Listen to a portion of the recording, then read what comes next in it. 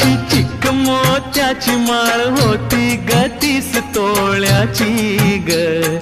चिक मोत्याची माळ होती ग 30 तोळ्याची ग.